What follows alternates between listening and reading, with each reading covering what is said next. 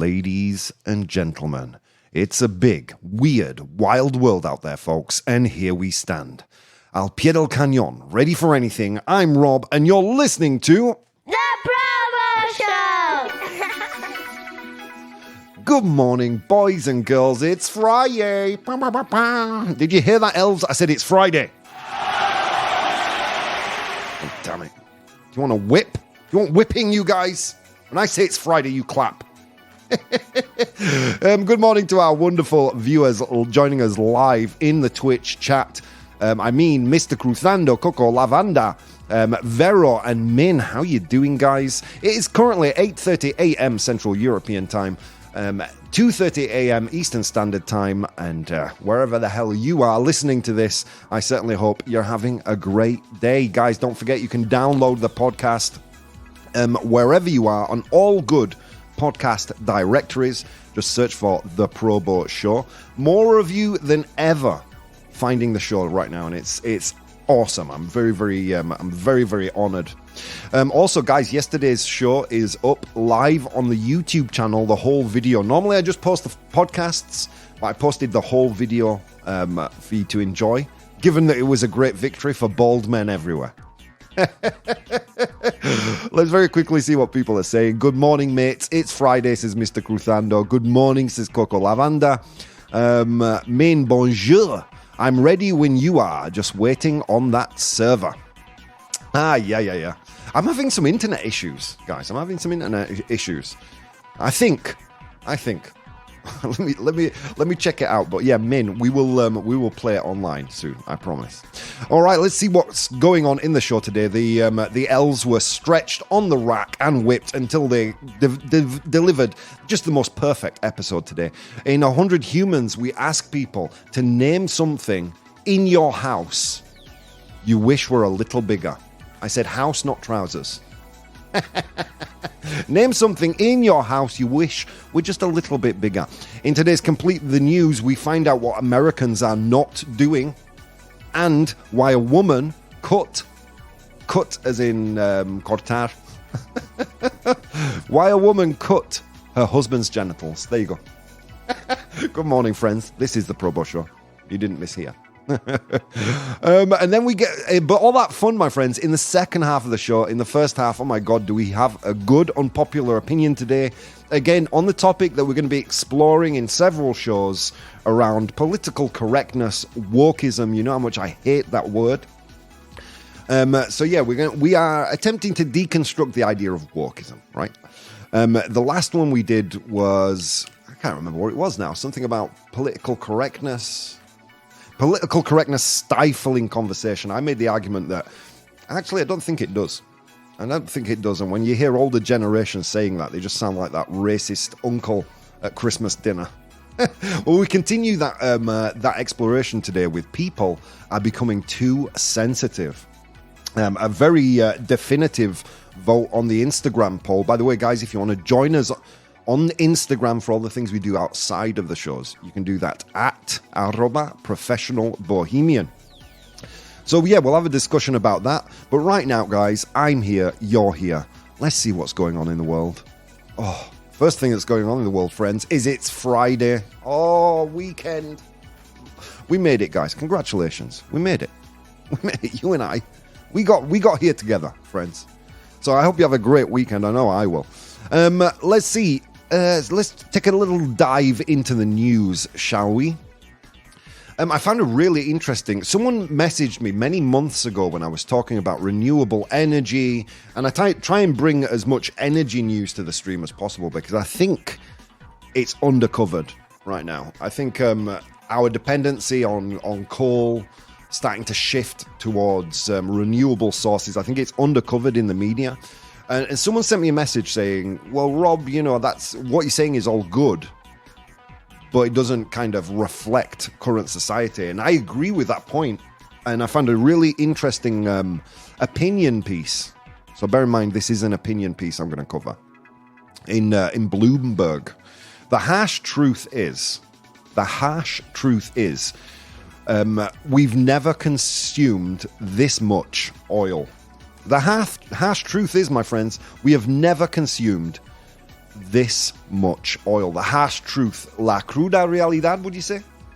Would you say that? Would you? ¿Será posible? Vaya nivelazo. Yes, you would.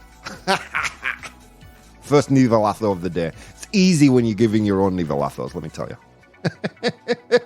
La cruda realidad es que nunca hemos consumido tanto petróleo. This coming from Bloomberg.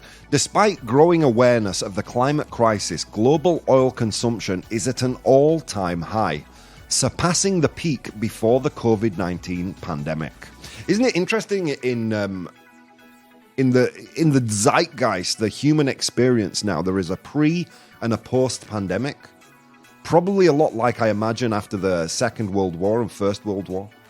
It was kind of a cataclysmic event for us, and we measure things by pre and post pandemic numbers. Interesting.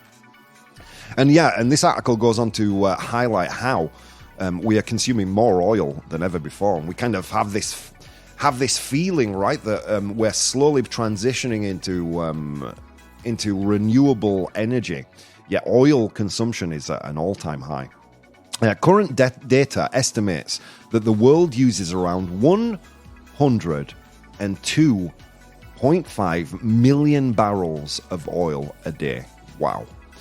Factors such as the summer increase in travel, the ongoing use of gasoline-powered vehicles, and consumers holding onto their cars longer contribute to this rise. In particular, gasoline demand seems likely to match or surpass pre-pandemic levels, while some expect peak oil demand to occur around 2030, current trends suggest that consumption will continue to rise by 3 to 4% over the next 5 years. What do we as a society do about this? Mr. Cruzando says, Nivelazo. Thank you, Mr. Cruzando. Someone really doing their work in the chat, guys. You know, the interaction's cool, but what I want is you guys to give me nivelazos. That's that. That's why I'm here.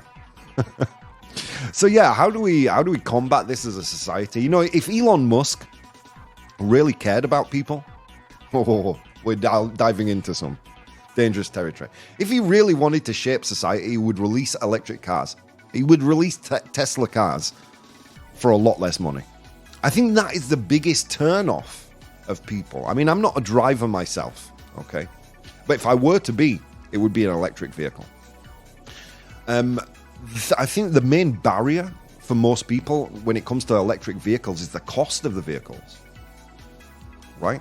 I mean, in a lot of respects, it's not a fault per se of the automotive industry. I mean, these things cost a lot of money to produce, but the cost is prohibitive for a lot of people. We saw yesterday that Europe has plans to basically blanket Europe in electric charging stations every 60 kilometers. Brilliant. But if no one has electric cars, because they're too expensive, and we continue to depend so much on oil, well, where will that take us, friends? Where will that take us? So interesting stuff there from the world of ecology, I guess. All right, let's move on to Japan. Interesting article here by The Guardian. Japan's population drops nearly 800,000 by nearly 800,000 people, with falls in every prefecture for the first time. I know what you're saying, Rob. What's a prefecture? Japan is divided into 47 prefectures, which rank immediately below the national government. Think of it like states in the United States. Does that make sense? So Japan has these prefectures, and every single prefecture is seeing a drop in population. So this coming from The Guardian, Japan's population has experienced a significant decline, with every one of its 47 prefectures reporting a drop in 2022, and the total number of Japanese people falling by nearly 800,000. You know what we need to do for the sake of Japan? We need to send over some Barry White LPs, some oysters, give them some free Netflix subscriptions. Let's get these people together, folks. You remember how much trouble we had getting pandas to mate? Okay, I'm being relatively glib here, but this is a serious issue, not just in Japan. I think Japan, South Korea, they are they are where we're experiencing this problem, maybe in the most pronounced way, but it's happening everywhere. Some of you might be saying, as Min just said, good for them. Good for them that they're reducing their population. Bad for the economy, though, because they're going to experience a worker deficit pretty soon. Let's take a dive into this article, shall we, and see what it says. Japan's population has experienced a significant decline, with every one of its 47 prefectures reporting a drop. This marks a new record for the country, which is navigating unprecedented demographic changes. Despite efforts to reverse the trend, national policies have not been successful, although some small towns have seen a slight impact. This is worrying news, right? It's worrying news because basically birth rates are dropping among educated populace all throughout the world, and that's scary for several reasons. Good news for others, right? Because the biggest polluter, the worst thing you can do if you're really an ecologist, the best thing you can do for society is not make more humans. Because more humans have a carbon footprint bigger than any other animal in the ecosystem. So yeah. So in some respects, good news, in some respects, bad. Min says the economic effects of a large group of people going into retirement is a massive problem. Exactly. Another big problem. They would have had a worker deficit anyways. No, their population is very old. Doesn't this mainly mean retirees are dying? That plays a part, but Japanese people aren't reproducing. I think their reproduction rate is under 100. Oh God, what am I trying to say here, Rob? Basically, they're not replacing themselves. Okay, so if two people get together, have children, right? I think the birth rate is around 1.7%. or 1.4 or something. That was certainly the case in South Korea, 1.4%, which means, like, for every generation, they're not replacing the people that die. Which leads to what Min says, that the population becomes much, much older. Retirement becomes much, much more difficult, which is something we're seeing here in Europe right now anyway. So yeah, worrying stuff, but, great for the planet, I guess. Great for the planet, bad for the economy. Let's continue on with our final piece of news here. Some good news for people here in Spain. Why? It's olive oil news, friends. I know you like your olive oil news. Given that a huge slice of the listenership are Spanish, this is for you guys, my friends. AI, artificial intelligence, unlocks olive oil's potential in the battle against Alzheimer's. Ooh, Alzheimer's disease. Yeah. This comes from Neuroscience News. I came upon this today.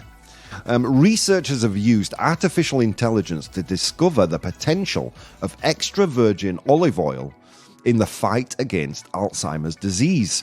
The study combined artificial intelligence, chemistry, and omics. I know what you're saying. You're saying, Rob, what even is omics?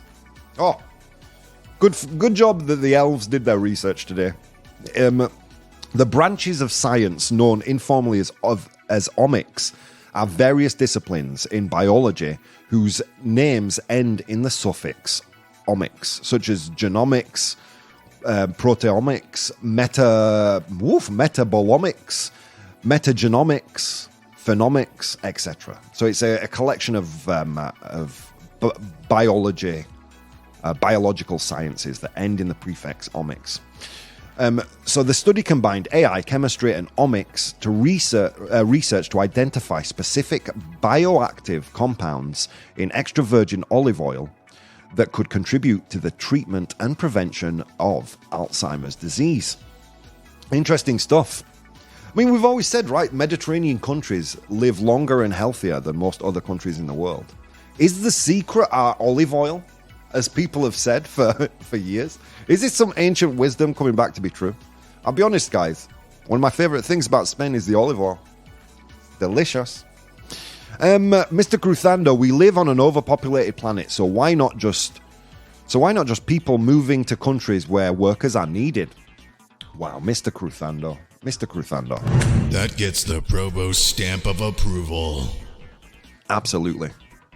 Dude, if Japan needs me to go over there and fix stuff, I'm there.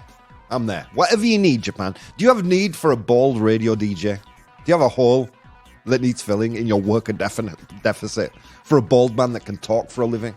I'm there, man. Yeah, no, but I mean, it's true. It's true, but then we as humans, we have put a barrier in our own way by drawing these imaginary lines in the dirt and saying we can't move across them if we don't have official bureaucratic paperwork. I mean, it's nonsense, right? As an immigrant in the country where I live, by the way, if you're an international listener, we produce the show live in Spain, from Madrid in the heart of the country. As an immigrant, I'm no stranger to moving across borders and living away from my native land. And once you kind of get that experience, you start to see a little bit of hypocrisy and weirdness in these imaginary lines we draw all over the ground, which is one of the things I love about living in Europe, right? You know, you can just travel, free access to all these countries. Rafelka, but they don't have olive oil there in Japan. Maybe they need it. I'll go over. If they have a worker deficit for a bald person who talks for a living, I'll go over with some olive oil, with some Spanish olive oil. Are you listening to me, Japan? I'm ready. All right, guys, on that note, let's go to today's Unpopular Opinion. Unpopular opinion. Okay, here we go, guys. Again, on the topic of wokeism. Oh, God, I hate that word, wokeism. Invented by the right. Wokeism. From something that people, I guess, demographically or politically would have identified themselves as woke, stay woke friends, and it's just become adopted by the political right to demonize a group of people, in my opinion. And guys, you know, opinions like buttholes. Everyone has one, and they all stink. So here we go. Today's unpopular opinion, today's brain fat, today's rayada is people are becoming too sensitive. People are becoming too sensitive.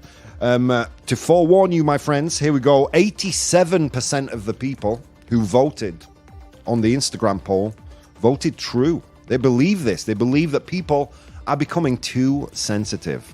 We want to know what you think, because obviously the people who make the real decisions here are you guys who are watching live in the chat. Okay.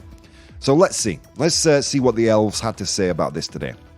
In the pro column, agreeing with the statement that people are becoming too sensitive, the concern is that excessive sensitivity can stifle open dialogue, as individuals may fear causing offense. This could limit the exchange of diverse ideas and perspectives. A culture of hypersensitivity might lead to undue consequences or for misunderstandings or miscommunications, rather than fostering learning and growth from these incidents. Next point. Some argue that extreme focus on personal sensitivity can result in egocentric perspectives, reducing empathy and understanding for others' experiences. The elves here saying, some argue that extreme focus on personal sensitivity can result in an egocentric perspective. Are people more egocentric today? I think there's an argument to be made in favor of that, right? The fact that sensitivity towards your own kind of cultural group or your own kind of specific set of morals can make you egocentric. Or even if you're defending the morals of others. Does that ring true to you? Final point in the pro argument. Here we go. Constantly protecting feelings may detract from the development of resilience and the ability to handle adversity. Important aspects of personal growth. Another good point there. Does oversensitivity lead to a stunt or stunting your own personal growth? When you can't be open, when you can't be a little more thick-skinned, is how we say it in England. I don't know how you translate that into Spanish, because it's an idiom. Thick-skinned. Hang on, thick-skinned. I'm just kicking the translation outfit, saying no. Pensar en piel. No. Oh, I put thick. Think. Thick-skinned, piel gruesa. No. How would you say thick-skinned? Does anyone know that? Thick-skinned is when you're not affected by... piel fina, says Coco. Thank you. All right. ¿Será posible? Vaya nivelazo. Piel fina. Oh, wow, that's... so piel fina is to be sensitive. How would you say the opposite of that? How would you say to be... Not to be sensitive. The opposite of piel fina. We say the opposite in England when someone is overly sensitive. We say they're, I don't know, I guess woke nowadays. But when you're not sensitive, we say you're thick-skinned. Okay, anyway, let's continue. Rafelka, you're telling me I'm too sensitive? How dare you? Well done, Rafelka. Ingest TV, social justice warriors was first coined by Mao Zedong in China, where he used the youth to lead the revolution. It's common with communists. They use minority groups to push their agenda, and then when they achieve what they need, they make those behaviors illegal because you can't have radicalists in your systems. And what you're seeing today points to woke, which is the belief that everything in society is made to oppress, and only way to achieve truth is to use critical consciousness, critical theory, etc., which is Marxism. Ingest TV, I appreciate your opinions. Thanks for sharing. Mr. Cruthando, some people believe that their opinion is the truth and they are not open to another point of view.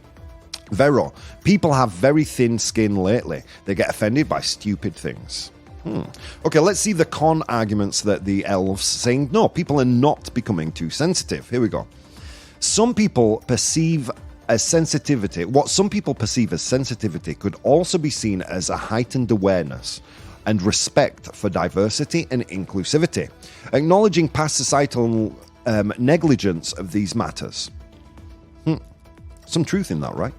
Even you can agree around the dinner table, those Thanksgiving, those Christmas dinners where your elderly relative, who isn't as au fait with the moral climate of the time, would say some outrageous stuff. I mean, my grandfather was like that. My uncles are currently like that. And eventually, I imagine I will be like that. Can you see a grain of truth in that? Here we go. Next point. Arguing against, saying that people are not too sensitive. Increased sensitivity may actually reflect growth in emotional intelligence, promoting empathy, compassion, and better interpersonal relationships. Next point.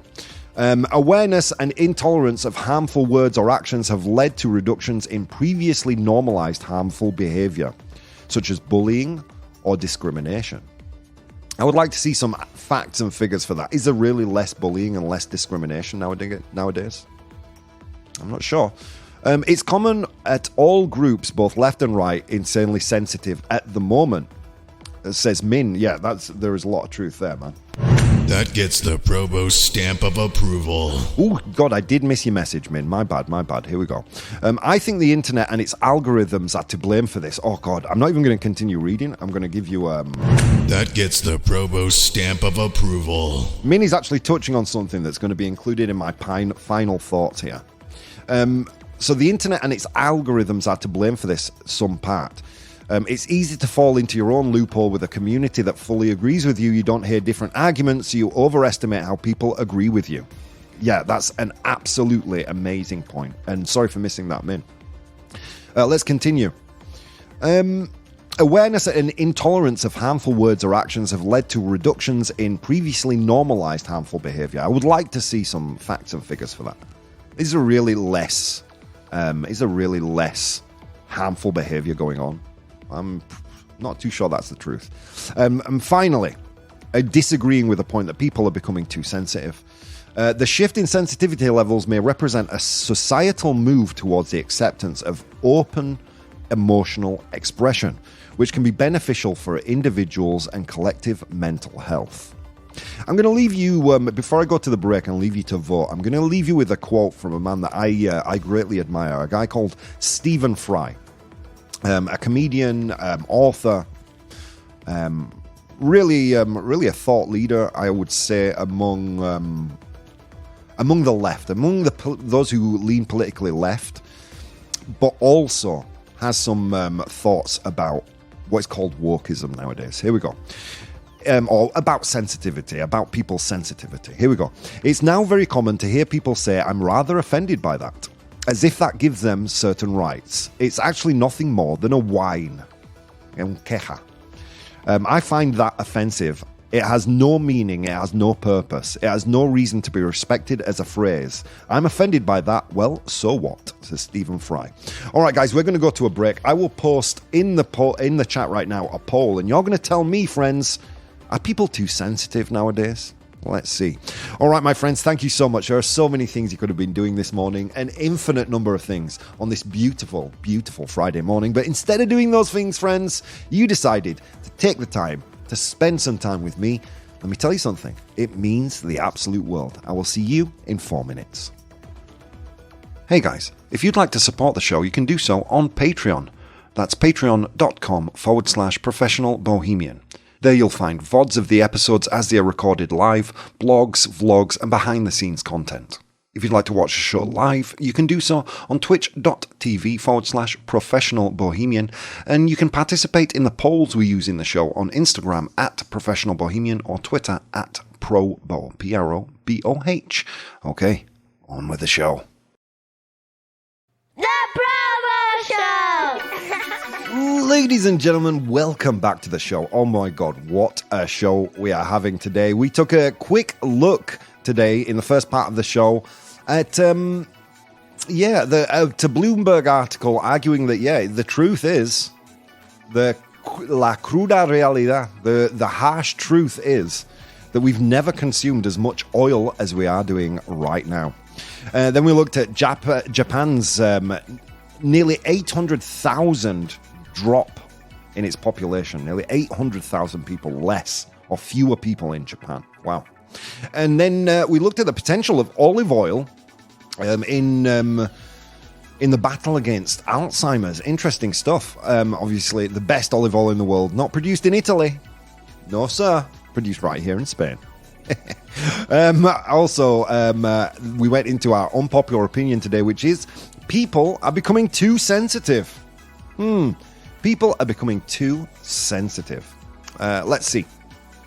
In the chat, Min says, I also don't think the internet is fully to blame. Culture tends to swing back and forth like a pendulum, constantly being a response to what happened before. Early 2000s, early 2010s were very edgy. Jokes were very dark. YouTube was constantly showing anti-SJW compilations, etc.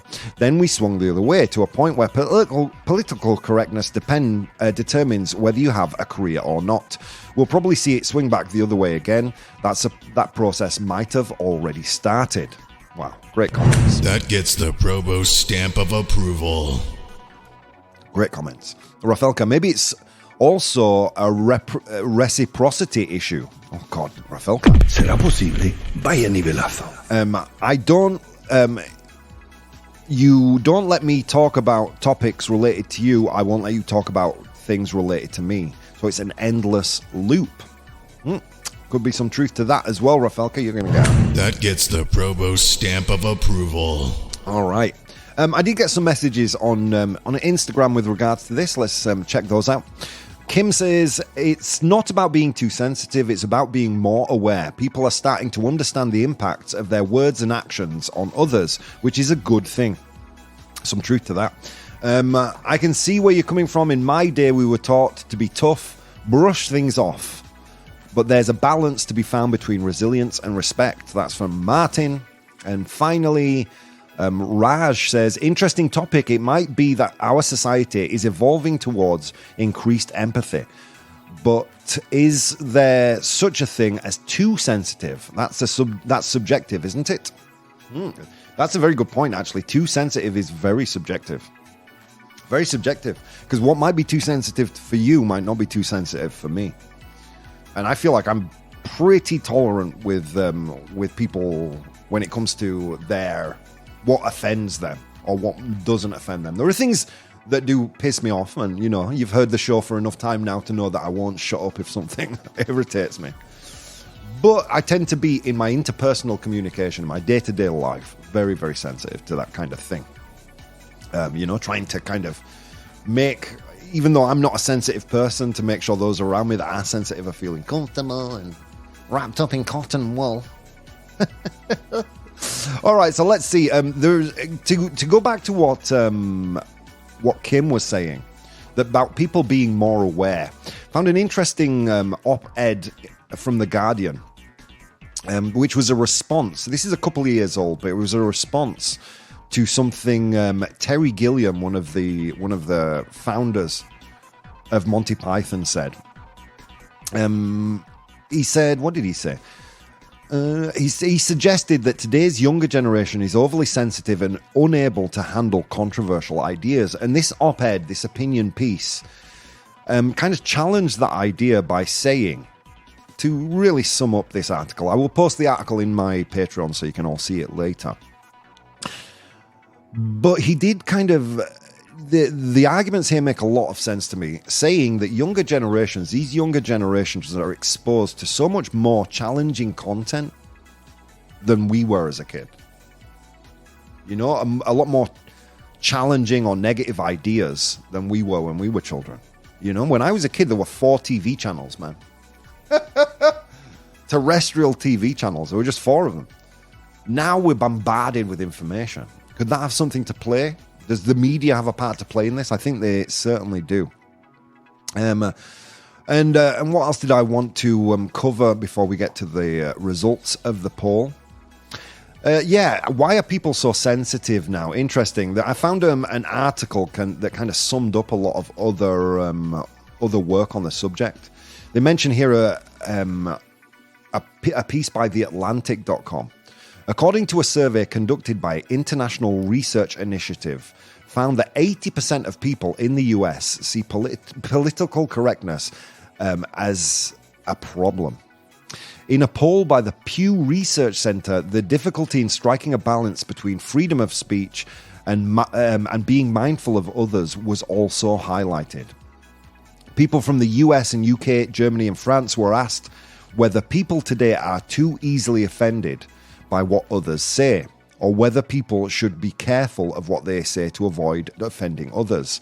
And the opinions here are really, really split. In the US, 57% of people say people are too easily offended, and 40% of people said people should be more careful of what they say not to offend others. And that is kind of mirrored everywhere. It's kind of a 50-50 split down the board, both in Germany, France, the UK, and the US, which makes this an interesting topic to cover on a show like this, which is very much opinion-based. And, we're just trying to scratch the surface of the truth here, guys. That's what we're doing. Again, all these links I will post in my Patreon for those Patreon supporters to read at their own leisure. All right. But what was the poll? As I said, on Instagram, 87% of people said true. Let's see what people are saying right here. Oof. So I asked you, or I made the statement, people are too sensitive nowadays. You guys said 83% of you said true. Well done. Okay. All right. I'd say that 90% of being offended is on the receptor of the information.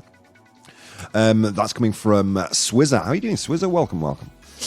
Yeah, as someone who works in the media and as someone who tries to be funny, unsuccessfully occasionally, and I do kind of offend people every now and again. I got called a bigot the other day because I hate horses. I think that person doesn't know what bigot is. So thanks for that. All right. As someone who kind of works in the media, it's a balance, man. It's difficult sometimes to strike the correct tone so as not to offend. What we have come to see as an easily offended society. But friends, let's not forget history here. In the 90s, they were blaming Marilyn Manson for kids shooting up schools. I'm talking about the Columbine thing. Dixie Chicks changing their name to the Chicks or whatever. Because they were against George Bush Jr. Look, people have been banning books. Censorship has existed since day dot. Let's not pretend that society has changed to the point now where now people are easily offended. People have been easily offended for years. I think there's a difference here between now and then is the main difference is that we can talk to each other in a lot more of a rapid way, and a message can be received by a large group of people almost instantaneously, which didn't happen in the 90s, didn't happen in the 80s, didn't happen in the 70s. Do you understand the point that I'm making? Then I want to go also back to something that Min said about the internet playing a part in this. And I think it does. I think the problem here is not that people are too sensitive nowadays. I think the problem nowadays is that people are so convinced that they're in the possession of the truth and that everybody else is misguided. I have the moral high ground here. Why? Because they exist within a social media bubble that just feeds their own opinion back to them. So we become convinced we're right on things. That's why we're seeing so many, what's the word? Conspiracy theories being normalized nowadays. Because people believe that they're right, that they're in control of the truth. And you hear me say it all the time. One of the most refreshing messages you can get in the media nowadays is, look, I'm not in possession of the truth, guys. I'm just like you. I have an opinion, and my opinion can be as bad or as good as yours. So if you feel like you're in position of the moral high ground, when you kind of question or when you call someone out, you believe yourself righteous. And this is something that's really recent in modern history. And again, Min says he doesn't blame, he thinks it's a pendulum. But we've said before that morality is very, very flexible. Lying is wrong, right, guys? Unless we're talking about, unless we're talking about Santa Claus or the Tooth Fairy to kids. Morality is flexible. Even for you as an individual, morality is flexible. Let's see. Swizzer says, I can say UMF to a person on the street and get punched in the face, and say it to a friend of mine and he'll laugh. Same message, different receptor. True story. True story. It is indeed flexible. Swizzer, welcome to the chat, by the way. You're contributing nicely. Thank you. That gets the ProBoh stamp of approval. Yeah. So I believe as the receptor is responsible for their own offense, as Swizzer here says, I think a lot of that offense comes, or that offense feeling of being offended comes because that person feels that they are in possession of the moral high ground, not realizing that their own morals are are as fluid as they are, very situational. Okay. And also the people who are kind of actively pursuing or actively protecting themselves because they believe they're right. I think these social media bubbles and algorithms do have a large part to play. And also then we can't take out the media who plays their own part. Genre format channels. Like you can watch a TV news station that will speak to you personally, mirroring your opinion. In the States, we're talking about, if you're on the right side of the spectrum, you've got Fox News that are producing opinion pieces and calling it news. On the left side, you've got MSNBC, who are another opinion-based news outlet, and calling it news. And it's not. It's opinion. It's editorial content. Do you understand what I'm saying? We can't, I think the problem here is not sensitivity. The problem here is groups of people, and usually minorities. We tend to think of these people are the, both on the right and the left of the spectrum, are the majority, and they're not. They're usually a very vocal minority of people who are putting forward these views. So I would argue that people probably aren't too sensitive today, but they are too convinced that they're in possession of the truth. But again, friends, that's just my opinion. And I, like you, I'm just an idiot.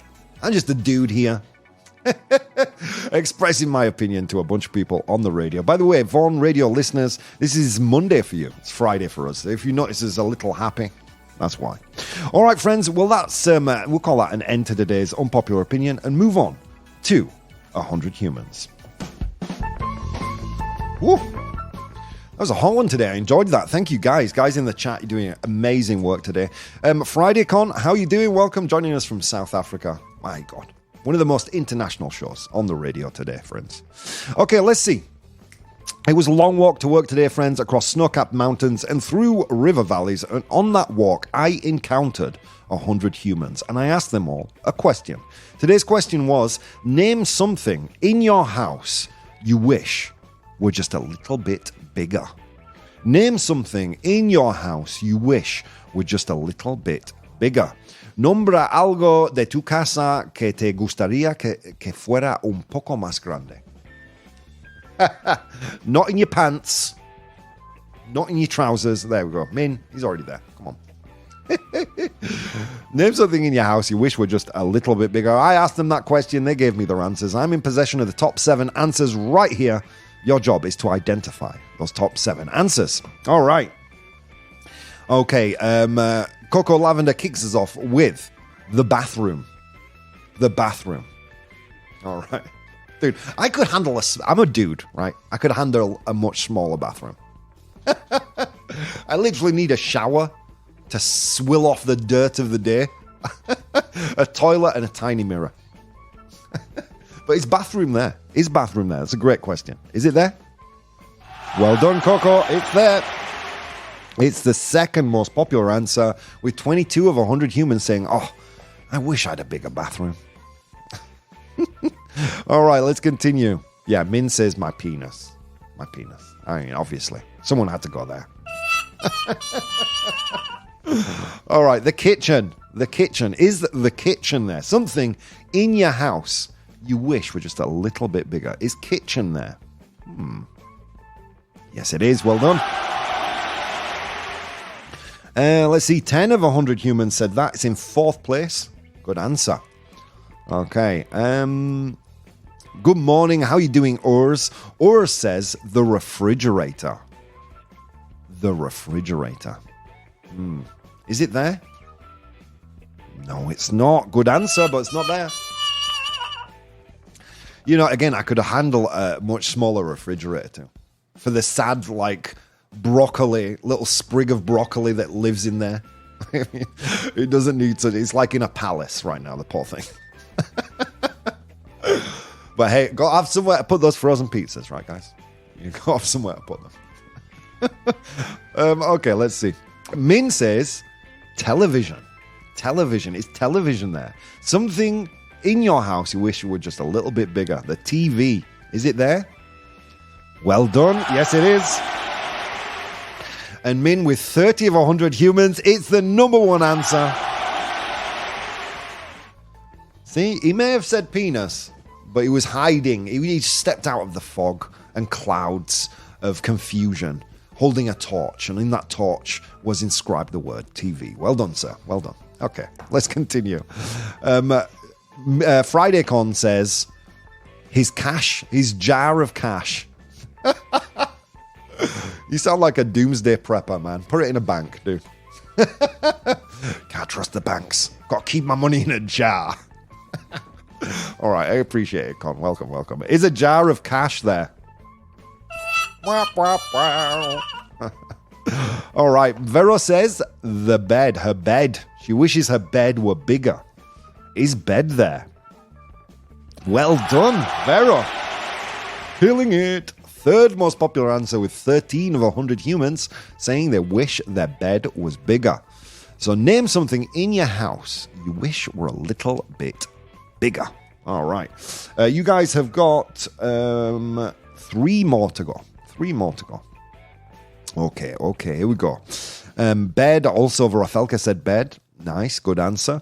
Mr. Cruthando, bank account figures that pay the bills. It's a great answer, but it's not there. I would like a bigger, just a couple more zeros. That's all I ask. Urs has a good answer here. Urs says wardrobe. Wardrobe. Guardarropa. Right? Or guardarropas. No, guardarropa. Okay. I don't get any laugh though. Screwed it up. Is wardrobe there? Yes, it is. Well done, dude. Actually, what am I saying? Ah, yeah, there it is. It's there. It's wardrobe or closet in American English. 5 of 100 humans there. Well done. 2 more to go. Okay, you guys have said bed, which was there. I'm going to ask you to zoom out. You've said bed, but I need you to zoom out a little bit. Bed was there. Just zoom out. Just walk a little bit backwards. All right. Okay, Min has an answer. Min has an answer here. He said the bedroom. I wish I had a bigger bedroom. Dude, Min is holding some. Min is Dutch. He's got some swingers parties going on. What do you need a bigger bedroom for? A queue. I want Min's life, man. Is bedroom there? Yes, it is. Well done. Swizzer also says my penis. I hope you're saying your penis, not my penis. Easy might appreciate if there were a few more inches, but I don't care. It works for me. So my penis is not there. Sorry, Swizzer. Mario, thank you, Coco. Mario, you're getting the ¿Será posible? Vaya nivelazo. Friday Con, living that gangster life, says swimming pool. Oh, I wish I had a bigger swimming pool. This Olympic size one, too small for me. It's too small for me. Is swimming pool there? No, it's not. We also had, so we had bedroom. Let's see, Dutch. Don't get offended if it's your OFC. Guten Morgen. Oh, nice. You guys are talking to each other in Dutch. Look how awesome you are. Okay, so Min and FridayCon. Well, FridayCon first, then Min. Oh, we don't say guarda-ropa. Okay, thank you. I thought you did. My bad.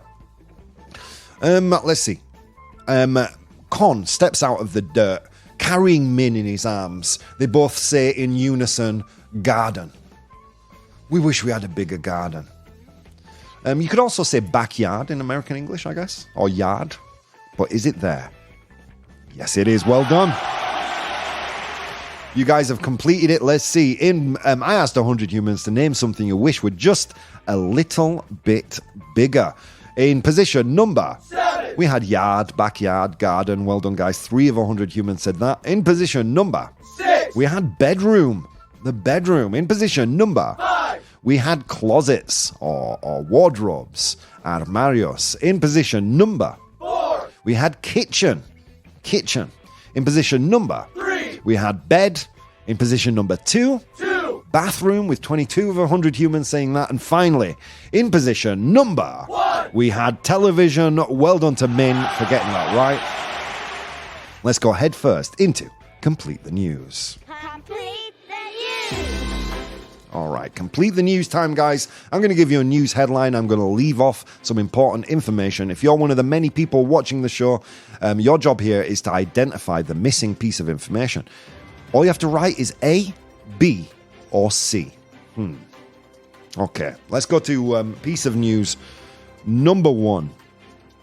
The share of Americans not blank has reached a record high. The share of Americans not blank has reached a record high. El porcentaje de this word is difficult for me in Spanish. Estadounidenses. Wow. Did I say that well? El porcentaje de estadounidenses que no blank ha alcanzado un nivel récord. Woo! I'm going to give myself a nivel. ¿Será posible? Vaya nivelazo. Come on, guys. It's Friday. Let's be generous. So the share of Americans not blank has reached a record high. Is it A, not paying taxes? Is it B, not owning guns? Or is it C, not having sex? The share of Americans not blank has reached a record high. Is it A, not paying taxes? B, not owning guns? Or C, not having sex? I can see that the order is a bit it's a bit weird on the one. Hang on, wait, I'm going to take that away. Sorry, I've got something coming up on the screen which is confusing because the order's wrong. A, B, or C? A, paying taxes. B, owning guns. Or C, having sex? Do I fool you today? Do I not fool you? We'll find out.